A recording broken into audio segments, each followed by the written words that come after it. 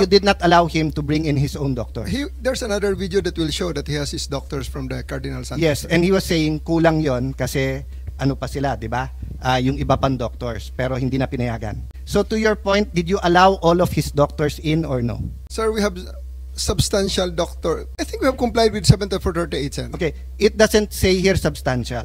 It says here... 7438, sir. No, sir. Ang sabi kasi dito, his choice, hindi nyo choice. Hindi nyo choice i-limit yung doctors niya. Ang sabi nyo, substantial. So, I will clarify. Were there doctors that he requested you did not allow in? Yes I was or not no? aware of that, sir. Okay. You're not aware kung meron pinapasok o wala? Kung meron siyang ibang additional doctor, But sir. I saw the video wherein you're saying 2-star, ako na nagdedesisyon, I will not allow VP Sara in.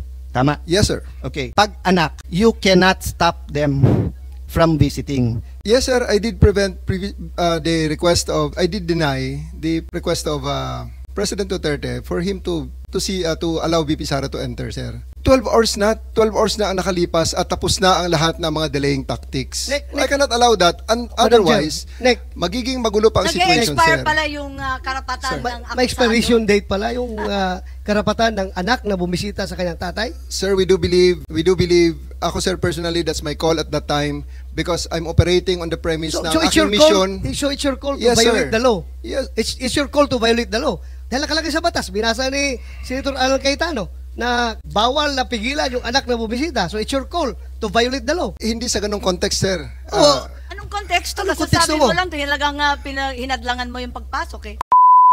Ambassador, if you go one by one sa questions, it seems to me the ICC wants to make sure na nasunod yung due process at saka human rights ng akusado at ng inaresto.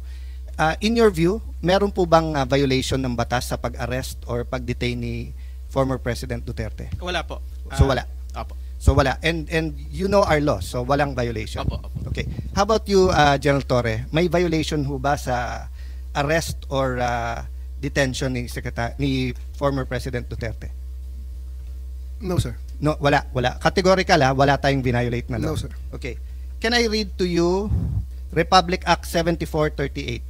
An act defining certain rights of person arrested and detained under custodial investigation as well as the duties of the arresting, detaining, and investigating officer and providing penalties for violation thereof. Section F, any person arrested or detained arrested, detained, or under custodial investigation shall be allowed visits by or conference with any member of the immediate family or any medical doctor or priest, minister chosen by him or by any member of his immediate family or by his counsel. I saw the video, sir. President Duterte was asking for his own doctors. Ang sabi nyo, hindi, may dala kayong doctor na colonel. Tama po ba? That's one part, sir. Yes, so you did not allow him to bring in his own doctor. There's another video that will show that he has his doctors from the Cardinal Santos. Yes, and he was saying kulang yon kasi ano pa sila, di ba? Yung iba pang doctors, pero hindi na pinayagan. There's videos from outside, yung ibang gamit, etc. Correct, sir? So, you can answer. Hindi to yes or no. So, to your point, did you allow all of his doctors in or no?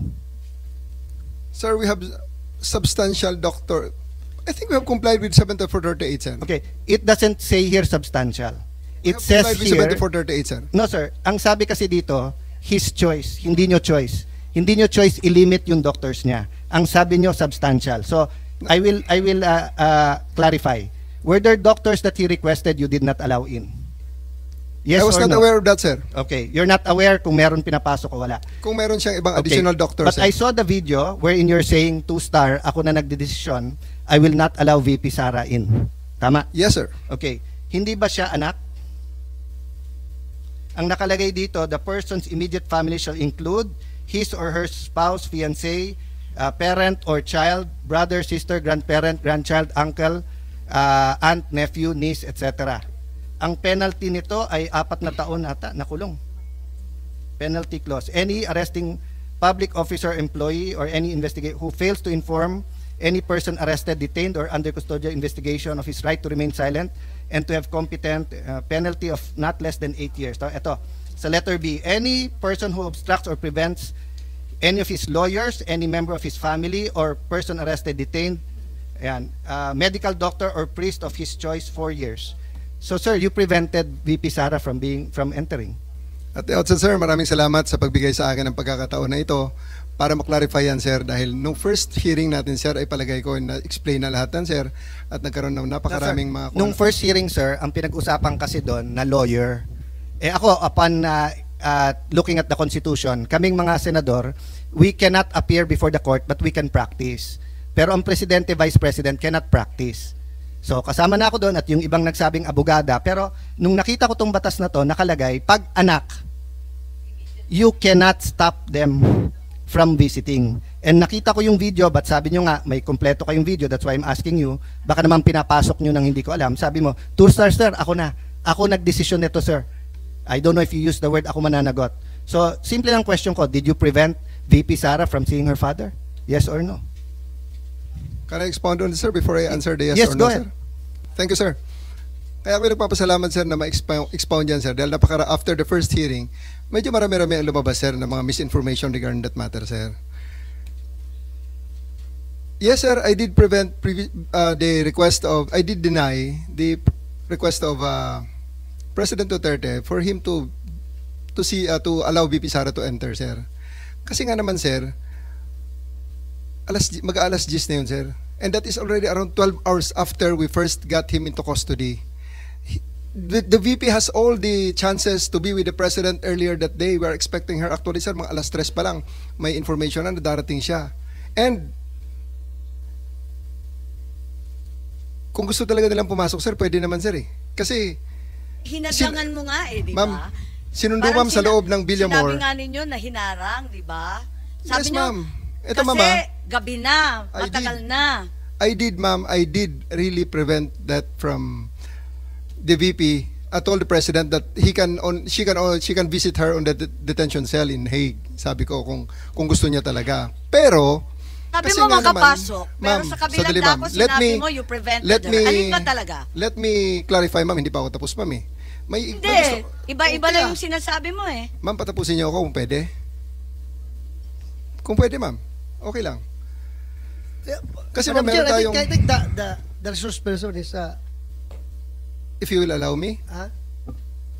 Sir, if you will allow me. Sir. Yaw. Okay, sir. Kaya nga, but please. Ito, please. sir, ha.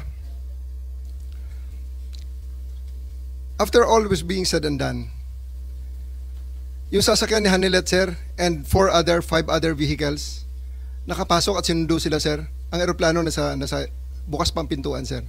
So, yan, sir, ang isang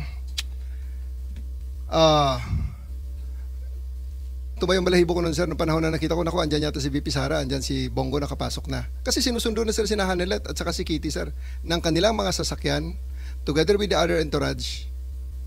Bakit nila sumabay dun, sir, sa tarmac? Bukas pa naman, sir, ang pintuan. Alam mo, Madam Chair, Sir, Nick, Sir. That's a new ibig mong information, sabihin, sir. kung pwede pumasok yung si Ma'am Hanilit at saka si Kitty, gusto mo ring sabay-sabay na sila. Sir, ganito. Hindi ko dinideny na pinrevent ko si VP Sara na pumasok based on the request of the former president. Okay, The reason for that, you prevented VP Sara from entering. yes, ma'am. Okay. Because the reason for that is that 12 hours na ang nakalipas at tapos na ang lahat ng mga delaying tactics. Nick, I cannot allow that. Otherwise, Nick, magiging magulo pa ang situation, Nag-expire sir. pala yung karapatan Sir, ng akusado. may expiration date pala yung karapatan ng anak na bumisita sa kanyang tatay. Sir, we do believe, ako, sir, personally, that's my call at that time because I'm operating on the premise na So ang it's your aking mission. call. It's your call to Yes, violate sir. the law. Yes. It's your call to violate the law. Dahil nakalagay sa batas, binasa ni Senator Alan Cayetano na bawal na pigilan yung anak na bumisita. So it's your call to violate the law. Hindi sa ganong context, sir. Oo. Anong konteksto? Anong Nasasabi konteksto mo mo? lang, talagang hinadlangan mo yung pagpasok eh. Mr. President, I won't belabor the point kasi sinagot nyo naman, sir, yung tanong ko. Kasi nga, going back to Ambassador Lacanilao, that's a violation of the law. If you look at the law, it says arrested, detained, and custodial investigation. Kung arrested lang to, baka may lusot, 12 hours, 6 hours, matagal na. Pero ang nakalagay sa law kasi, you cannot deny pag arrested, detained, and custodial investigation. No if, no buts tong batas na to because nga, in the past, lalo pagka wala pa namang internet masyado nito eh. 1992, no? Wala pa masyado yung mga, bago pa lang yung mga, cellphone na ba nito or ano? But ang point, sir, there's no exceptions here. So that's a matter of defense kay General Torre. But just to pursue this, yung doctors ho ba ni President Duterte certified him fit to travel? Di ba sabi niyo, sir, eventually pinapasok niyo rin doktor niya. So nung una, sa video nakita ko, ay hindi pa kasi niyo nasasubmit yung buong video, kaya hindi pa namin nare-review, no? That's why I'm giving you the benefit of the doubt. Kasi I'm not an eyewitness, I didn't see the, and even if I'm not an eyewitness, I didn't view the video, no? So dun sa nakita ko kasi, you were denying, the President was saying, you have to make sure I'm fit to travel, and then sabi niya, doktor ko, ang sabi niyo, may doktor na dito, it was a police or military colonel. So eventually you let in some of his doctors, correct, sir? Yeah. Did they certify that he was fit to travel? I believe, sir, on that argument, we can already... No, it's not an argument. I was just Sir, asking. okay, sir. Did Sir, they certify that he was fit to travel or hindi sila tinanong were they fit to travel? It's not part of the procedure for his private doctors for that to do that, sir. It will be the government doctors who will be No, taking that's not that, sir. true, sir. Ang nakalagay ho dito sa batas, it can be his doctors. Magiging inutil yung batas if you invite your doctors and then they cannot certify. So, ang mangyayari nun, if they certify hindi pwede, sinertify ng government doctor pwede, korte ang magsasabi at kakasuhan yung doktor na nagkakamali. Hindi mo pwede basta't i-replace ng government doctor yung, so like now, no? If anyone here biglang nag-faint at sinabing hindi na siya pwedeng mag-appear dito, we have a Senate doctor. But if it's the doctor of the witness who tells us, we cannot immediately judge on the two. Kasi even dito po sa surrender, may mga tanong about being fit to travel eh. Na ang nakalagay nga eh, and even yung ano, baka mapahamak yung kapitan. Kasi kung titignan nyo po yung ano, yung Yes. pinirmahan ng kapitan, sa pinirmahan niya po may nakalagay doon ha. Saan yan? Yes, Senator Cayetano, kung pwede lang Yeah, i-clarify, anyway. ano, ang nangyari, si Kitty, sinabi talaga na hindi pinapasok yung doktor. At sinabi ni Dr. Rosa Alensi na ang dating Pangulo, napakataas na ng kanyang diabetes, umabot ng 328, he needs to be admitted directly to a hospital. Nagkaroon ng diskusyon doon sa Villamor, pinatawag yata nung isang Colonel Dr. Donald Palma, cardiologist, na hindi siya nasa kalagayan na magbiyahe ng mahaba, pero pinirmahan ni Dr. Colonel Jonathan Rico, isa na namang Armed Forces Doctor, Commanding Officer ng Air Force, na pwede siyang bumiyahe. So, ibig sabihin, maliwanag na ang pumirma ng Certification of Fit to Travel ay hindi kanyang doktor na hindi pinapasok, kundi doktor ng AFP. Correct ba? General, tama ba yung sinasabi ni Senator Bongo na 3 oras nang nag-iintay yung sariling doktor ni dating Pangulo at hindi pinapapasok ng pagkahaba-habang panahon samantalang may sakit yung kanyang pasyente? There was a doctor from Cardinal Santos, ma'am, babae. At nag-request pa nga yun nung... 3 oras bang nag-iintay? Nag-request pa ng... Diyan na ba si Tay? na magpapasok ng ECG, ma'am. Pero 3 oras nag-intay? 3 to 4 hours po bago pinapasok ang doktor at yung ambulansya. Ginawa nga pong installment yung pagpapasok ninyo. Una, papasukin muna yung isang doktor. Pinapasok na naman yung isang doktor. Finally po, kailangan pumasok yung ambulansya, yung ECG mismo, pati yung oxygen. Anuhin mo naman yung doktor, wala yung ambulansya, wala yung ECG, wala yung oxygen. Tingnan niyo po yung records niyo, ano oras nakapasok. 10 a.m. yung arrival, kapasok yung doktor, mga 2:00 na po, siguro 3:00. It took 4 hours. Pakiusap ko lang po yung katotohanan lamang po. Huwag na tayong magpaligoy-ligoy dito, huwag na natin iikot pa. The truth lang po. Maraming salamat, Senator Go. At nakita ko yung mga retrato ni Presidente Duterte, nakahiga, natutulog sa isang maliit na upuan, may oxygen cannula. Talagang sintomas yun pag nahihilo na sa diabetes. Hindi ba kayo natauhan doon sa sitwasyon niya, sa kalagayan niya? Di pa kayo nag-alala na yung inaaresto ninyo talagang masama ang kalagayan, malubha ang karamdaman? Yes, General Torre. Nakita mo naman siguro, nakita ko lang sa picture, di mas lalo mong nakita. Regarding the medical condition of the former president, sa tingin ko naman, ma'am, supisyente ang mga doktor na nandun, and I defer to their expertise. Pero hindi niya doktor. Ang ayon sa batas, Andun, siya ma'am, ang may picture- pipili ng doktor. Ma'am, may picture tayo rito na may doktor siyang sarili galing sa sa Cardinal Santos. Babae po yun, nakaputing t-shirt. At siya po ay doktor ni PRRD. Ang sa akin lang dito, ma'am, is that I take comfort on the fact that we have a benefit of 2020 hindsight, ma'am. Bago maglanding aeroplano ni President Duterte, he himself was the one who made a video, pinadala niya sa anak niya, pinost ni Kitty, sinasabi niyang okay siya. So I think all the discussions now about his medical condition, parang siya lang mismo nagsabi mo na okay siya bago maglanding sa Hague. At ibigay niya kay Kitty yon, pinost sa internet yon, and everyone sees. So thank you, ma'am. Madam Chair, I understand what you're saying, General Torre. Ang problema nga, kung ako ay pulis sa Batanes, sa kahit saan, sa sulok ng Taguig, sa sulok ng Pangasinan, sa sulok ng ang laki-laki ng Davao, Cebu City, tapos sinabing kailangan ko doktor ko.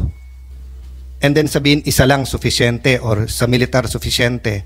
Paano kung may nangyari sa kanila? That's why the law is clear. The law is clear. Doctors, priest, choice nung inaaresto or dinidetain, and then ganun din pag family members. No ifs, no buts. Diba?